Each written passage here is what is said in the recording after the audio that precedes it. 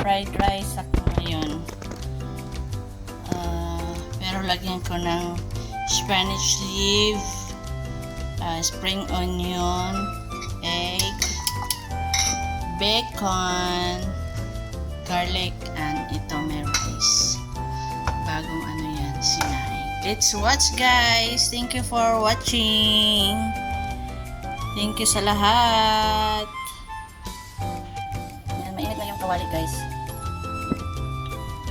Olive oil.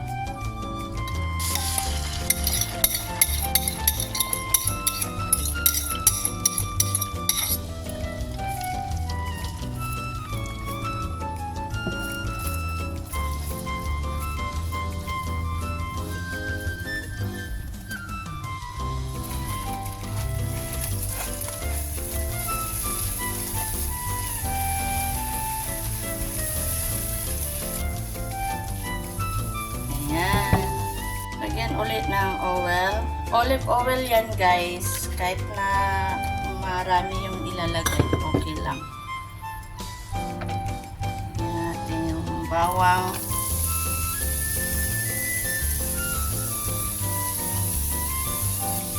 Bacon.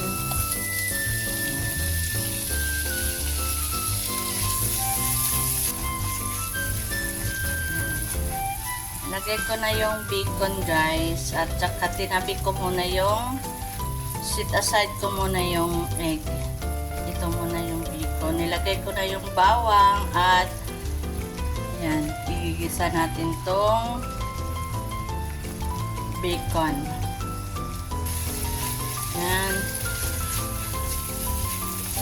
Lagyan natin ng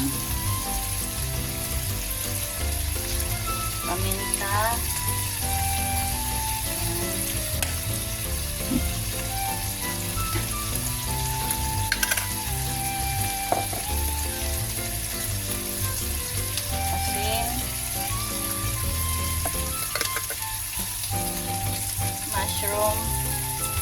Mushroom powder.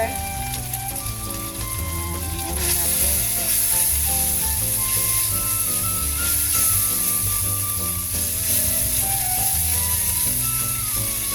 Guys.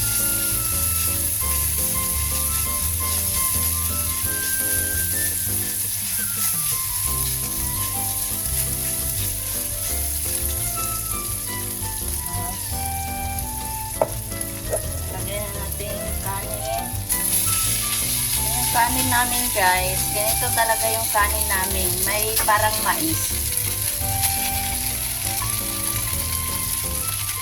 Nilalagyan namin yung amo ko.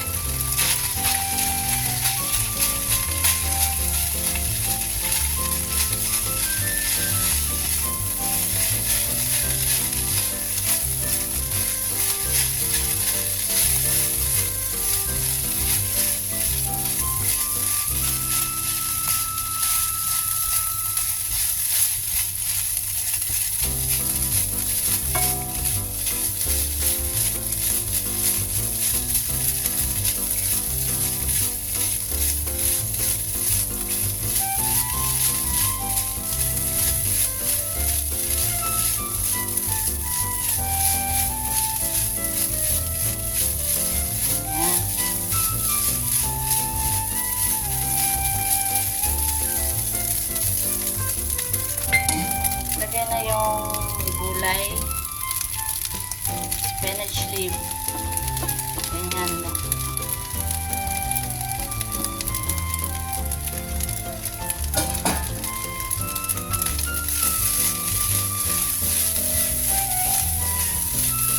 Yung spring onion guys, nilagay ko na rin.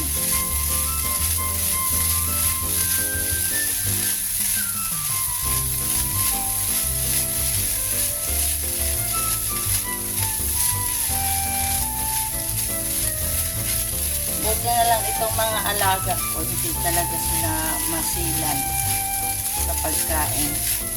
Kung ano yung niluluto ko para sa kanila is kinakain nila. Ay nako guys, yung mga bata pa sila, ay yung bunso, masilan yan masyado eh.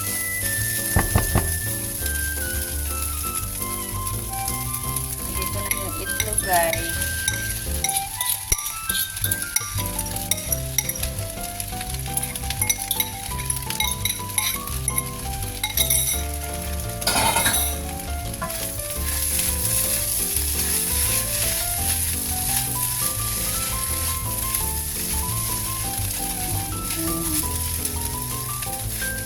Hinaan lang ng apoy guys, kasi maluto na yung ano.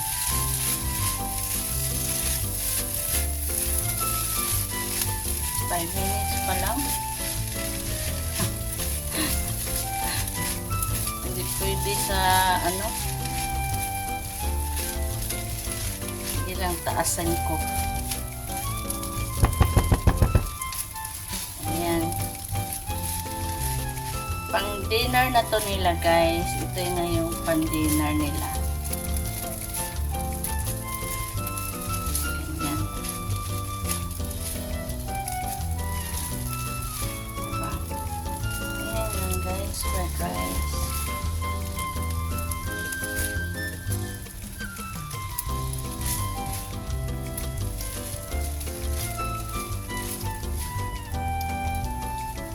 Kasi pag umalis pa sila walking. Ngayon kasi matagal na sila natutulog guys eh. Dati alas 6 pa lang nagluluto ay nagpapakain na ako sa kanila. Ay ngayon mga malalaki na sila. Hindi masyado silang natutulog ng maaga. Mga alas 10 na sila natutulog.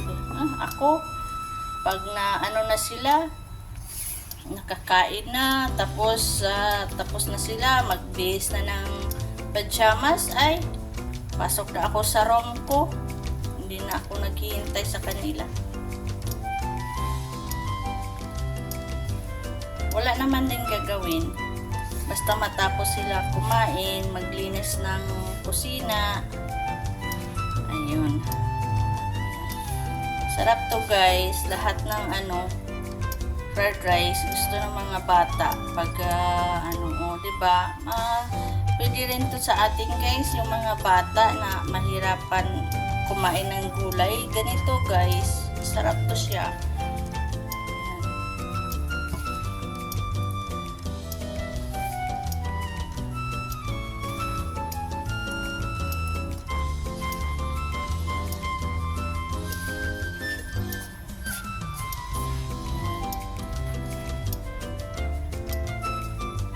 Minsan, ang ginagawa ko is, hinahalo ko yung carrots, tapos beans, then minced chicken, pork, masarap din yun. Tapos,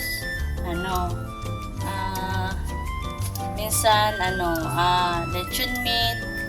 I think may upload na ako na lechon meat. Ayan guys, ganun kasi yung lechon meat hindi rin masyadong maganda sa katawan. Pag ito naman bacon ang ginawa ko ngayon. Minsan lang naman eh. Ganyan lang mga bata guys, yung mga alaga ko. Ganito lang. Tsaka, alam nyo guys, una pa lang ako dito, no? Ang tinuro lang sa akin is mga chicken rice. Yun lang ang tinuro sa akin. At saka yung mga, mga pasta. Sinabi lang ng amo ko na gumawa ka ng pasta, Tina. Ganun lang. Lagyan mo ng gulay. Ganyan lang siya. Di marunong na ako. Iba yung pagkain sa Middle East guys, kasi mga salona, mga masbos. Dito guys, pasta, ganon, chicken rice ang pinaka, yun talagang tinuro sa akin, yung chicken rice. Tinuro yun sa akin. Pero ito mga ganito, ay ako lang ang gumawa guys. Basta sinabi lang ng amo ko na mag-ano ka lang ng pagkain ng mga bata, mag-isip ka kung anong gusto mong ipagkain sa kanila. Yan. Ako lang ang gumagawa-gawa nito. Hindi yan nagtuturo yung amo ko. 'Di ba, mahirap talaga pagkatulong guys, lalo na pag anga-anga ka. Kailangan talaga pag once na sabihin ng amo mo na magluto ka tina ng pagkain ng mga dinner, di mag-isip ka na kung anong ipakain mo sa hindi yung tatangunungin mo pa siya sa minsan tinatanong ko siya yung halimbawa sabi ko ano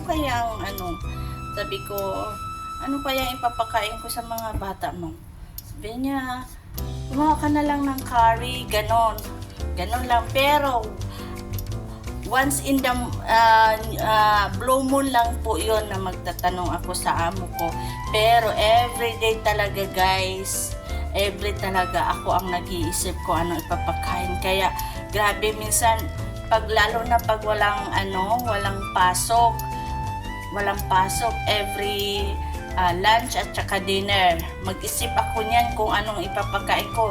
Hindi yung iulit-ulit mo magluto ka ngayon, yon ang lunch nila tapos yon ang dinner nila, hindi po. Kailangan every meal is different. Kaya kailangan talaga mag-isip ka kung anong minsan nagtitingin ako sa YouTube yung potato, yung ganon, kung anong gagawin ko. Yun. Awa ng Panginoon, ito yung mga alaga ko, kung ano ay yung ilalatag ko sa kanila, kinakain nila.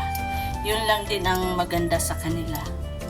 Kaya kailangan talaga na diskarte ka talaga pagdating sa pagkain, anong ipapakain mo sa amo.